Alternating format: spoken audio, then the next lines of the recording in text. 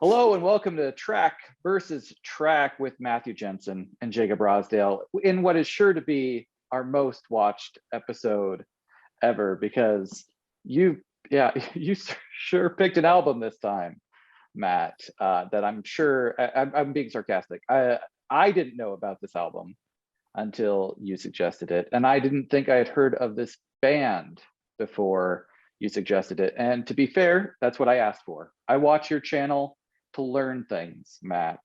I feel like I've always learned something every video I've watched. And so we had done a few British invasion adjacent, in the case of Ram, episodes. And I was like, hey, play or pick something that I have not heard of. Help me correct a blind spot. And that was definitely what Love Is. Talk to me about how you discovered this album and why you decided to present it to me. Well, first off, thanks again for agreeing to do this little exercise with me. I've really enjoyed it, and I look forward to doing many more collaborations.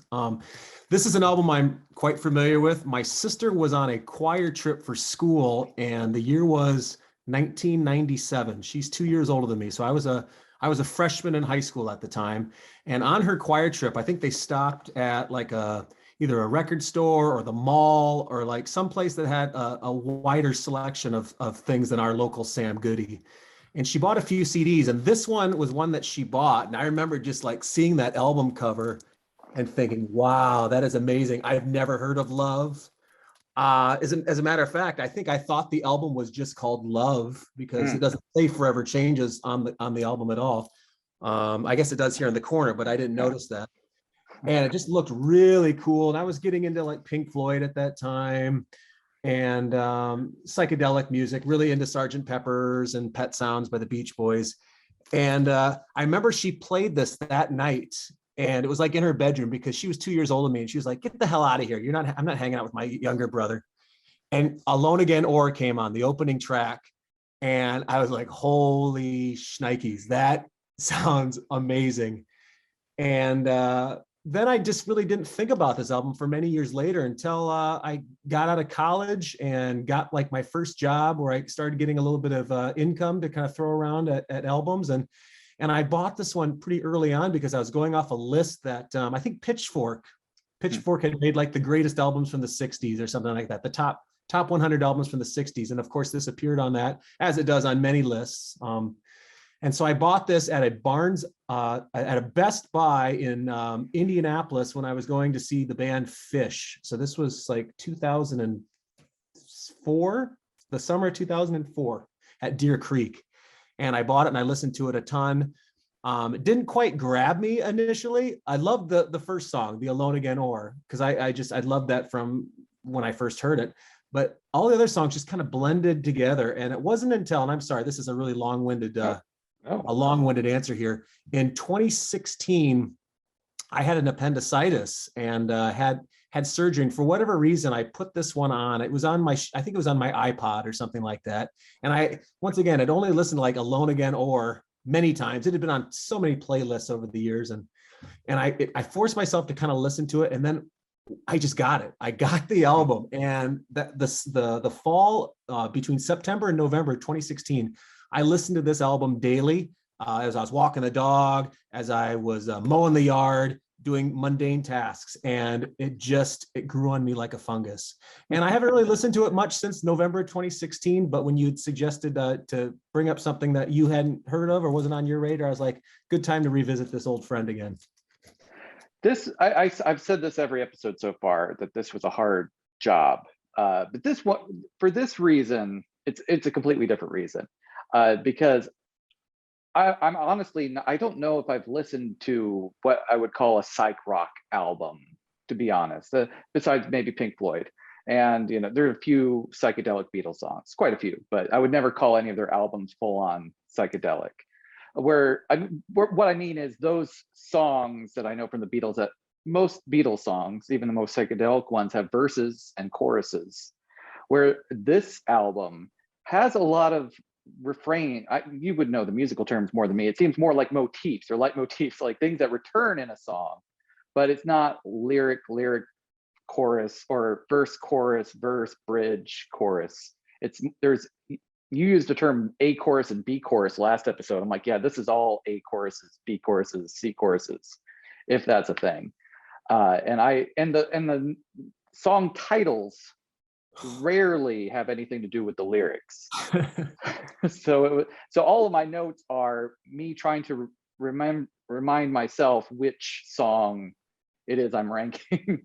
So that said, do you want to start it off with Sure. what your least favorite, or yeah, we're going bottom up. Bottom Of up, the yep. 11 tracks, what's your Right. number 11? So for me, there's two that stick to the bottom pretty easily. And I think I have to go with, for number 11, my least favorite is Bummer in the Summer. Now, it's a hard rocking song. Sounds a lot like Jefferson Airplane kind of, and actually the vocals, you probably noticed, sound a lot like Bob Dylan. I mean, the way I have Dylan written down on it's the Dylan track. Yeah, very Dylan-esque. It's got that ding, ding, ding, ding, ding, ding, ding. I like that part. I do too. It kicks off with a lot of energy, but then the rest of it just kind of like, I don't know. There's these like guitar flourishes and stuff like that, but right. It's got kind of like a bluegrassy feel to it, like Flying Burrito Brothers or Birds kind of sound to it, but it's just not very memorable, and the vocals are just kind of total ripping off Bob Dylan. Yeah.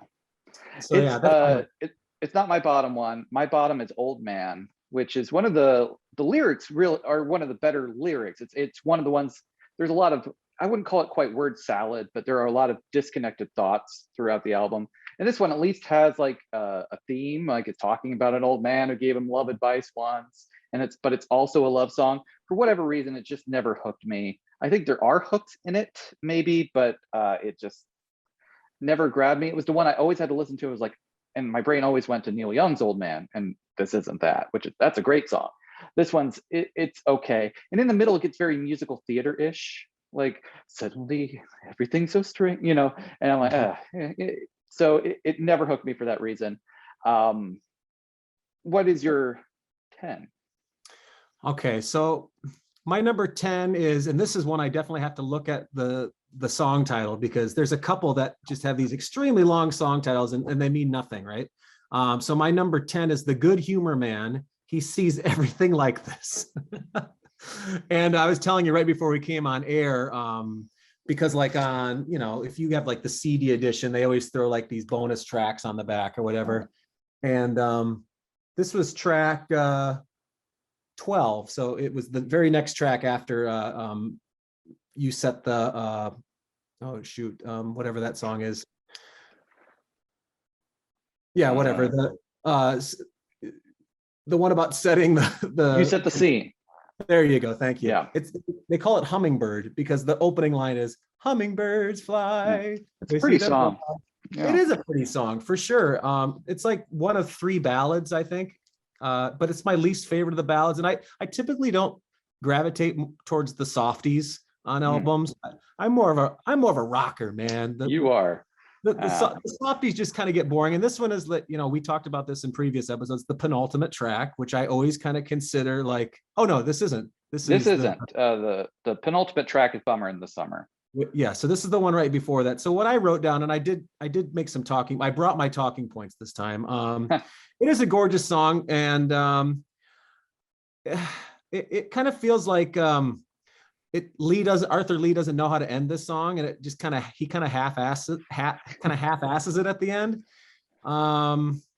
It's like a 2.5 minute. Yeah, it's a short song too. Yeah, but it's a quality song, and I like the harp, the pizzicato strings, the bum bum bum bum bum bum bum.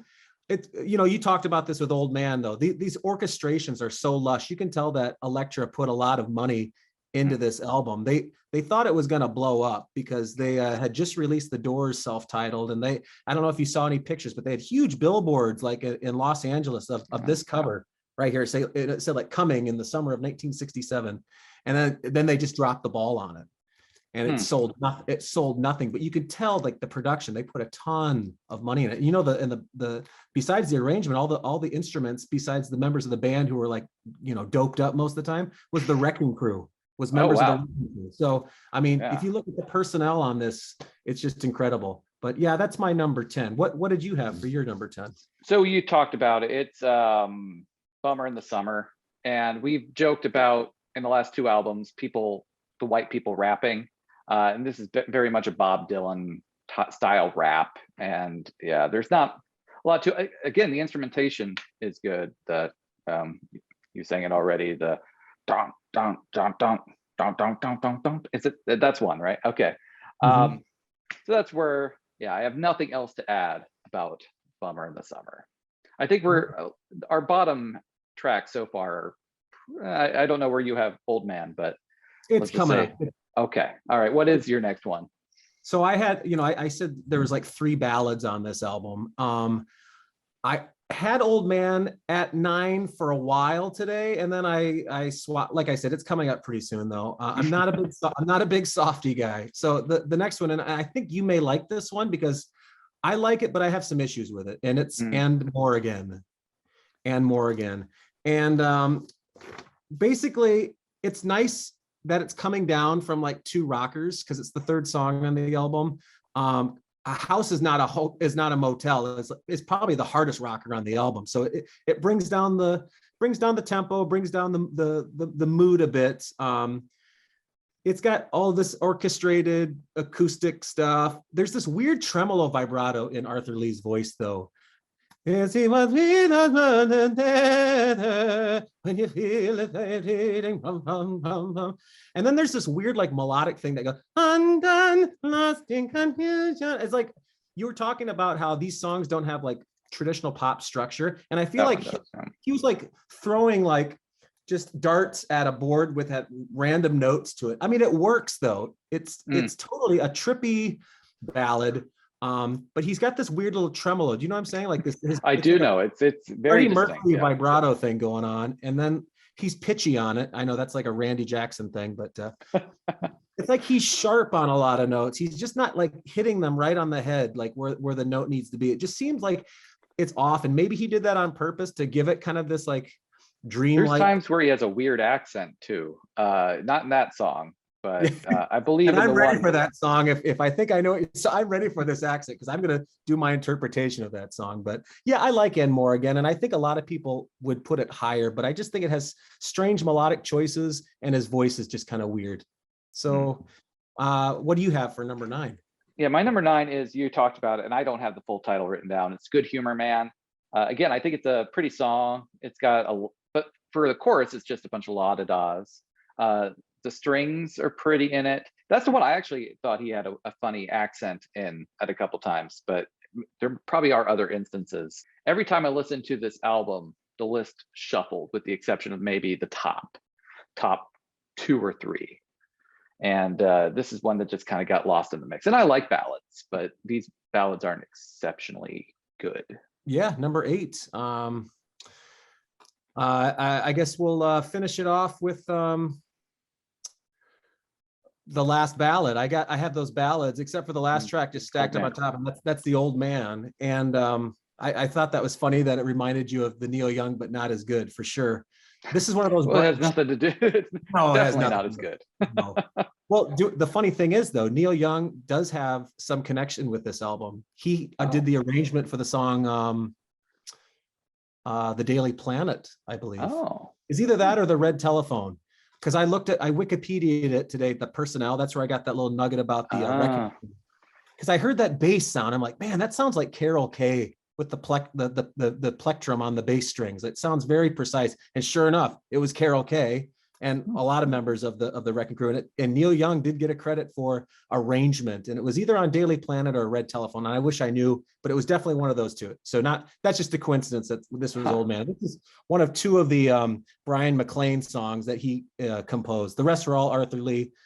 This one in Alone Again or Brian McLean, but Brian McLean only sings lead on this one.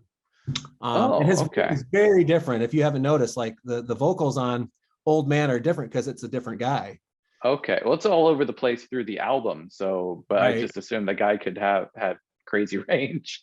But you're right. You said he sings weird accents and stuff, and he does, and that's why it sounds like a lot of different lead singers. But it's just 2 guys, and this is the only one where Brian McLean sings sings lead. And basically what I have about this one is you got these really cool, actually there's this string thing that comes in, I put at the 120 mark, and it moves me, man. I'm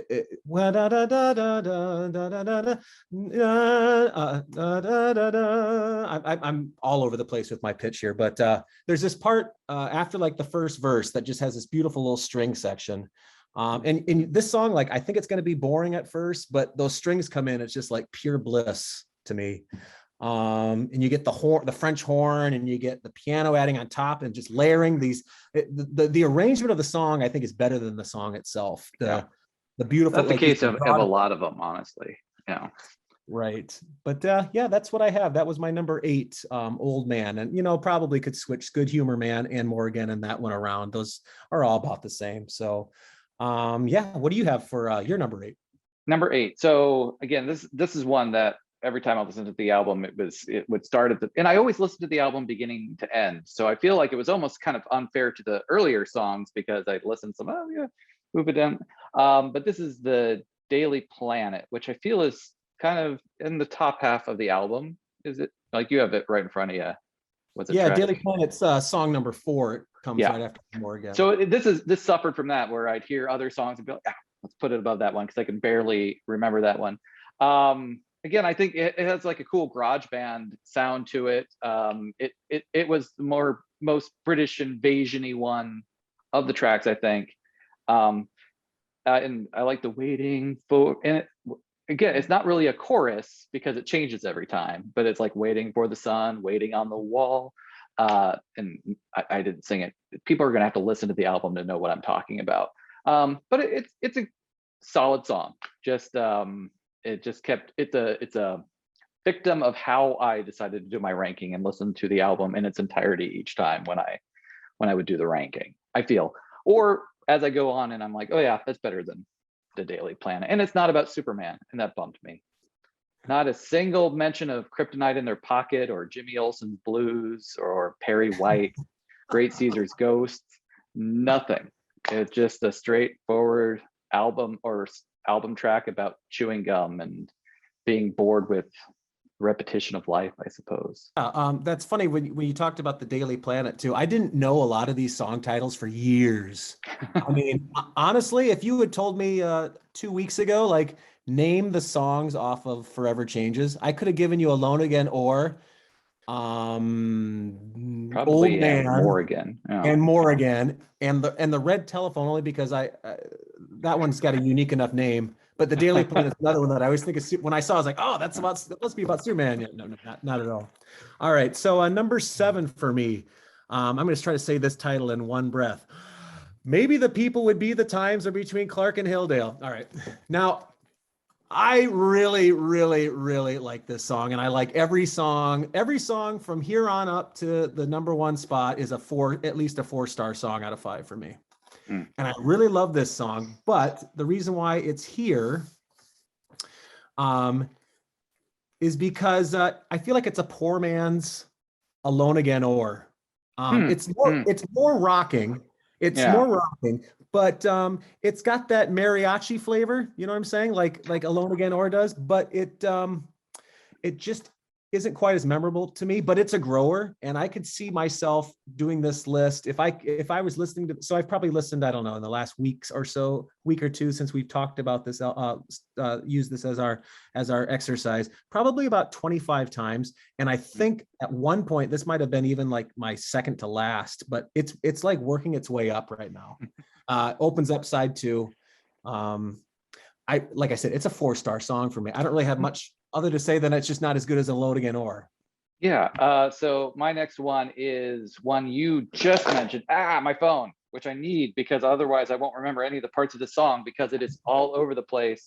It's the Red Telephone, which it was my number 2 for a while because I couldn't decide if it was so all over the place that it's awesome or so all over the place that it's near the bottom. And so I think it settled in the middle. This is the one where, because it's one of the longer songs and it has phases, I guess I would say. There's probably musical terms for it, where it just keeps kind of evolving, not in a Bohemian Rhapsody way, but there are like multiple different hooks in it, and it would Full depend on composed. which one would get stuck in my head.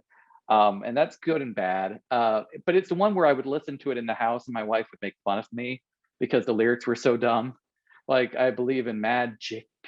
That's because it is so So quick. quick. It's like, and then they're like, it feels so funny when my name is Bill, or is it Phil? Like, it doesn't make any sense. Or is it Phil?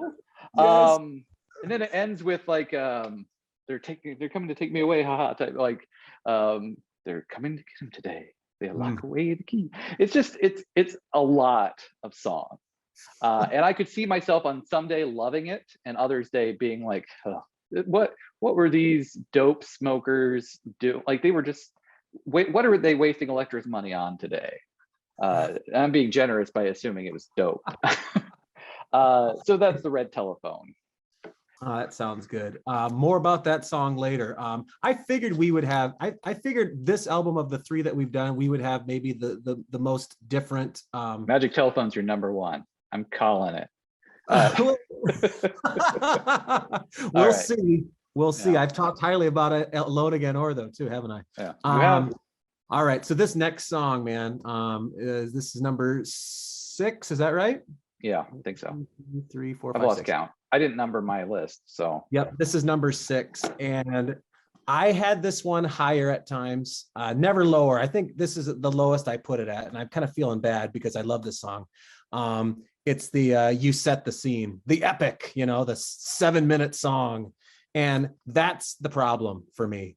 The song has that quirky Arthur Lee vocal delivery. It's got fantastic acoustic guitar playing. It's got really cool lyrics. I also think it's almost like a prog song. There's just so many, you talked about the Red Telephone. It's so through composed, like there's not like structure to it. There's just one movement goes to another. There's like that jazz-like instrument, bum bum bum bum bum bum bum bum bum bum bum bum bum bum bum. Basically, like it's a fitting closing for the end, but that incredible coda, which it is at the end of the song, goes on for like 3 minutes. This is the time, and it just keeps going and going. And if it was like 4 minutes without that just prolonged coda, it would be higher because I really love what's there. But what we talked about last time, there was a song, maybe more, it was on Ram. It was like when it's like you just take the last 2 or 3 minutes of a song and drag the hell out of it, you just lose me. And but I love the song. It's a 4-star song for me, maybe 4.5-star song for me. But that's my number 6. And you've mentioned already, so this is perfect. It's the Daily Planet. Love the opening. It's got that. That's the karaoke one where I was like, that sounds like a Wrecking Crew bass player. Look what's going round and round. A lot of changes in it, but it's got you know, like you said, kind of a British invasion. It's got a really cool breakdown at the 133 mark, where it kind of cools down before things ramp up again, which I think is pretty cool. It's more of an acoustic song. It's not a ballad. It's certainly not a rocker. It's just kind of right in the middle, and I think it adds kind of a nice flow to the album. So that is my number 5. My next one is Maybe the People, which you talked about. It's the one I like the instrumentation. You described it as mariachi, and that's probably more accurate. I wrote down classical gas because I didn't know what else to call it. But a lot of the acoustic guitar, like picking, is like the most notable thing about that one. And I think you said it better than me, and I want to keep it moving. So, do I do 2 now? Let me do another one because I didn't have much to say about that one. So 5, 4, 3, 2, 1. Now we're at 5. We could edit this out in post-production, but then again, it might be funny that we seem That confused. we're that dumb. We can't count to 11. And we've done this 3 times now. I have A House Is Not a Motel, and I know this one is suffered from what I'm talking about earlier, where it's like the second track, and then I listen to more things and I put it on top of that because there's so much going on that I forget how this one. You mentioned it's a good rocker. I think there's some, again, I don't know these terms for guitar, some surf guitar going on. Dun, dun, dun, dun, dun, dun, dun, dun, dun, dun, dun, dun, to do it, you want That is to. what to. You could. Well, you can call my name. Well, you can call my name. Yeah, that's how it goes. All right. All right. Now I think it's your turn. Yes, it is. And I'm sorry for screwing things up here. No, So I should have numbered my list. That would have made my life a lot easier. well, I'm kind of in dim light here, and I skipped over one, but that's okay because I feel good about how I think I messed up like for a reason. That's good because I want to be able to kick this song off because I was afraid you were gonna introduce this one first, and I'm Oh, so excited, man. My number 4 is "Live and Let Live." Now, wow.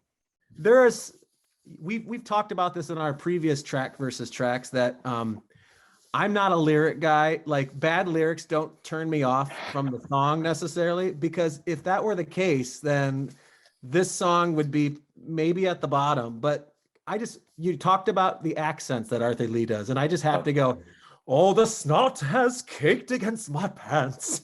Yeah, no, that is a different accent. Yeah, that's like an English accent he does there. Yeah, Yes, it's it's just turned into hilarious. crystal. You forgot the grossest part.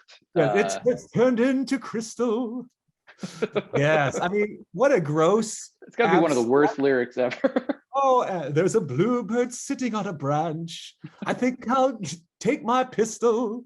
But it's so freaking hilarious, man. Can you listen to that and not like smile? I mean, I like that song for being as bad lyrically it's just as it is. a perfect opening because it's just so crazy. But then the song has these driving beats, and then the story ended. Do you think it oh so well? Oh, the Yeah. yeah, man. Just like the motel song that you talked about. There's some amazing guitar work in this song. There's some ripping electric guitar solos within the track and at the coda. Very jammy, and and then the tempo speeds up, and yeah, I just love this song. The lyrics are hilarious, and it's so theatrical, and yeah, man, I'm glad it was gonna be my 5, but I screwed up, and I'm glad I did because I want to listen to it right now, man. That moved it up. So that's my I have the last track as my number 4. You Set the Scene. And this is one I know was all over my list because I couldn't decide. I think at one point I had it, not at the top, but very like in the top 3 at least. And then another time I know I had it at the bottom.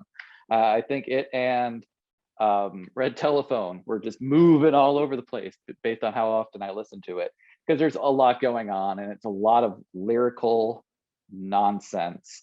But I think my bar, I'm going to tip my hand a little bit here, is when they are ambitious and bordering on euphoria, just with the orchestration and then the big hearted open armed lyrics.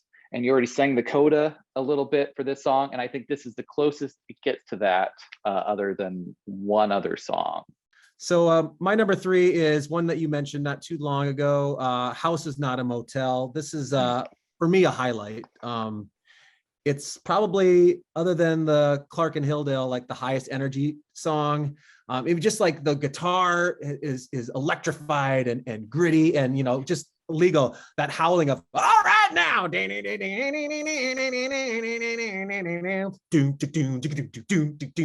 fast, ferocious drumming. Lyrics are super morbid in here. The news of today will be the movies for tomorrow, and the waters turn to blood. And if you don't think so, go turn on your tub. If it's filled with mud, yeah. And you could call. I know it. I retained something of this. Now, here's the most egregious part of the song, though, but it's so forgivable because the song kicks so much ass. When he goes, well, you can call my name. Well, you can call my name. He is so freaking sharp. His tone is so sharp. It's like a quarter of a step sharp. And you know what I'm talking about? Well, you could call my name. He's like not quite with the band. I had to listen to it over and over again. I'm like, is he doing this on purpose, or am I just hearing things? Or that's a Jensen trained ear that takes to hear that, not a Jacob one. Well, I had to type it into Google. I had to say, like a very like straightforward question was like, "House is not a motel, singing sharp," or something like that. I Oh, typed it in Google box, and people were in total agreement. And some of them were saying, "Well, it was on purpose because he wants to give it that little bit like off tilt edge to it." It's like, how do you know that? Did you talk to him in production or when they were recording? Like, did you mean to sing this a little sharp, a little high? But man, the guitar solo at the end of the song freaking rips though, and it's a fade out song. There's two guitars going on at the same. It's like a twin lead thing going on. maybe that's what I associate with surf rock. I don't know. And it kind of sounds like, down by the like a Neil Young Down by the River type of just jam, and they just let the tapes roll on it, and then who knows how long that solo went on for, but that's my number 3, and I just love it.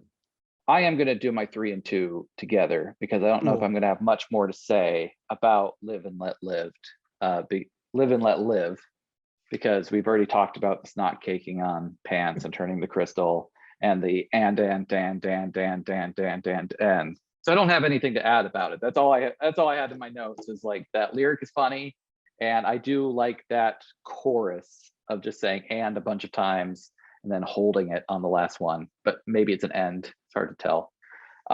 Jacob, I got to hear you sing that opening line though. Just the snot. The snot has caked upon my pants. Yeah. Yeah. I am not the singer. That's awesome. You got it. My number 2, you pretty much predicted it. I don't know how you know me so well. I'm really fooled. It is And More Again, which is a lot higher than it was on your list because I'm basic. I like a nice, pretty song with lyrics and verses and a chorus. I like the heartbeat, bum bum bum bum, and the drums kind of do a little pum pum pum pum pum. And for the longest time, I thought it was Undone, and I think that might have been what you sang, but it's and I just confused. At least according to Google, because I Googled that one. Yeah, it's a basic love song, but it's also probably the more one of the more cosmic ones that isn't just about love in general, because they're talking about and more again, and it's maybe a person, but it's also a thing, like, and you will know more again. It's a bunch of nonsense. It's a bunch of hippy dippiness, but it is interesting anyway, and it's consistent throughout the song versus some of the more goofier, wackier stuff. So what's your number 2? And then we'll see if our number 1s are the same. Well, do you remember which 2 I have left?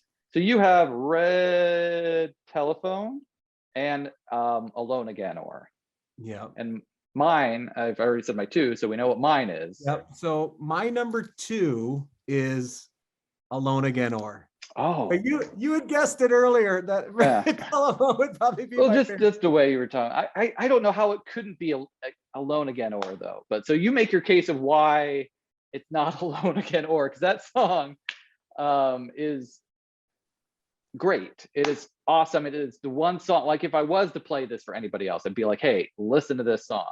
And it is the one song I think I had heard before because it was in my Shazam history. So I apparently had heard it at one time.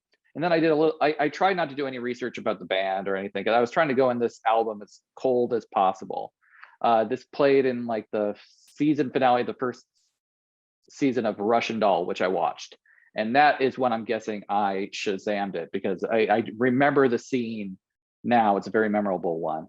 And so it's a song like you hear and it's like, is that a new song? Is it like, because it could, despite it being, bigger and about the summer of love or whatever, there's so much going on and so catchy, even though there's not a real chorus to it. Why do you like Red Telephone more than that? I wish I had a better reason other than the fact that I think that Alone Again or suffers just from a little bit of burnout factor, because that's the song that I knew from 1997. Okay. And when we went to college and file sharing was still like legal, or was not really, it wasn't really policed that much. Like when I got my first computer at college, and because we had like dial-up crappy internet at home in the fall of 2000. And I got Napster right away. And I think like that must have been one of the first handful of songs that I downloaded. You know, I just had that song in my life for 25 years now. And it's a 5-star song. It's a perfect song. I love the harmonies. This is harmonized throughout. And this is one of those Brian McLean songs. Yeah, and it sounds like a spaghetti western, you know. Da da da da thing. I said it to me, and the beautiful, you know, it has a mariachi flavor to it, you know. I can't give you any other reason other than Burnout. Gotcha. But it's not Burnout though, because I would welcome that song if it popped up, and I would crank it up and I would enjoy every second of it. But I think I'm going with my number one is the Red Telephone because of the variety in the song. You said it's a longer song, but it's not bloated like set the scene. Yeah. It's constantly changing. The vocal things that he does. I mean, there's just so many things to it. You know, let's see, you know, sometimes in my life is so eerie. I think that's so beautiful with the strings that go. And if you think I'm happy, paint me yellow, white. I mean, they all. Yeah, they say this. They're like saying multiple words. It confused me.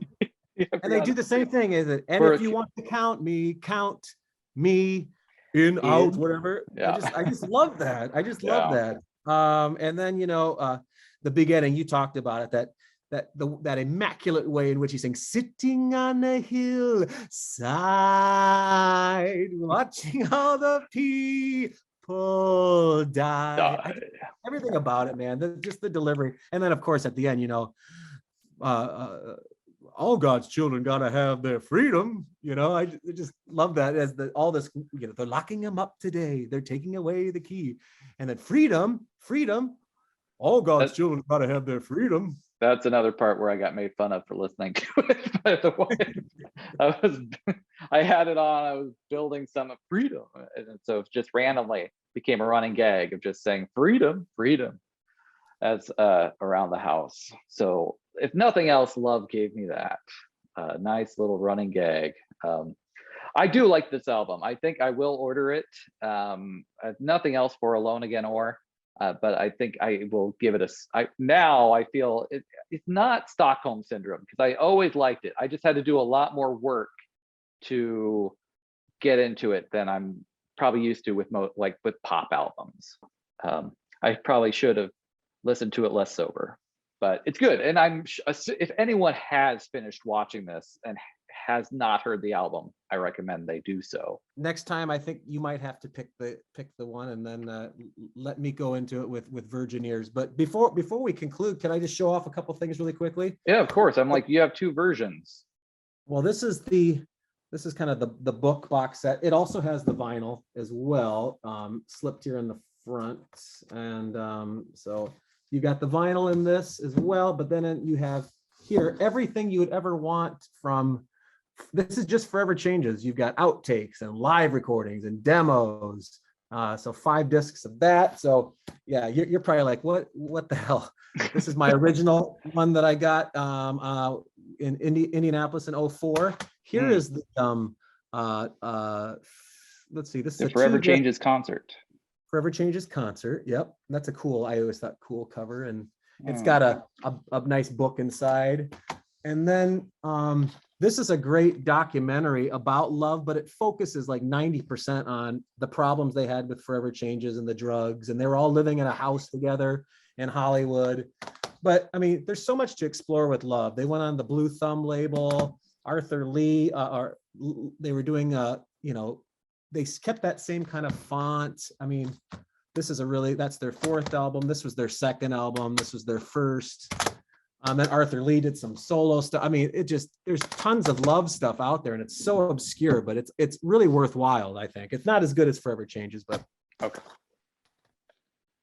Wow, so, your collection never ceases to amaze me, Matthew. How many of those albums do you actually know pretty well? The first 4. But yeah, the first one has the cover of Burt Bacharach's My Little Red Book, which was a top 40 hit.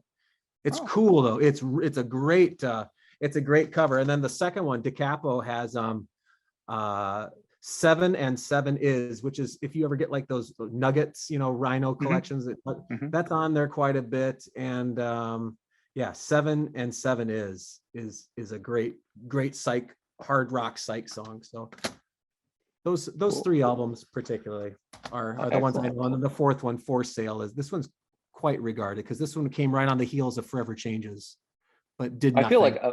like the way you talk about, I feel like a moron for never having heard of them. It feels like it's not quite as bad as that movie where no one had heard of the Beatles, but Oh, having yes. one of those alternate that movie's not very good. Having one of those alternate reality feelings is like, or Mandela effects, where everyone knows this band is a bit, but we've established it's pretty obscure. Our next album will not be obscure. If it is either the one we do with a friend, or if it's one I pick out, I'll make sure to pick one that people have heard of. No offense, because this was fun. Thanks Might for help. having me, Matt. Yeah, thank you. Might help our viewer numbers if it's something a little bit more recognizable. But thank you so much. I appreciate it. All right, everyone should smash that subscribe button, notifications, comment. Bye. Peace and love.